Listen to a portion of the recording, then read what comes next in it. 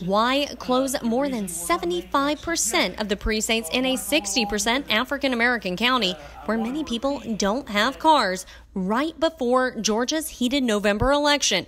Precincts that were used in May's primary and July's runoff. It was kind of a mix of defensiveness, like, we're not here to disenfranchise voters. I promise you that. Folks, I will tell you right now, your polling places are not ADA compliant. Michael Malone, a paid consultant from outside Randolph County, says it's to make things equally accessible to people with disabilities. He says it's happening now because he discovered it, but I produced records showing he's been on Randolph County's payroll since at least April. And the ACLU says Randolph County's known about the violations since 2012 when they were sued and settled over them with the U.S. government. They have known for at least 6 years that there are ADA compliance issues, and yet it's only now, right before the November elections, that they're choosing to address this issue. So the timing is really suspicious. Nothing they're saying is holding water.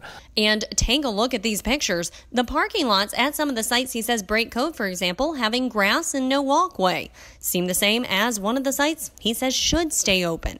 Attorneys say the ADA is designed to make voting places equally accessible for everyone, including people living with disabilities, not equally inaccessible for everyone altogether. There's nothing in ADA law that says you just eliminate whatever government building is not accessible to persons with disabilities. I mean, that's not only illegal, it's cruel. There are churches, there are elementary schools, there are city and county buildings. Malone wasn't interested. Malone said that it was not his job to look for alternative locations. So, which begs the question, exactly what is your job? We wanted to know too, so we filed records requests for the contract Malone has with Randolph County.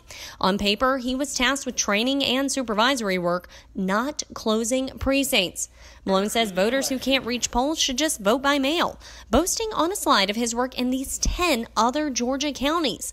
What do they have in common? In the vast majority of those counties, they're disproportionately black. And that they've now had some of their polls closed or consolidated.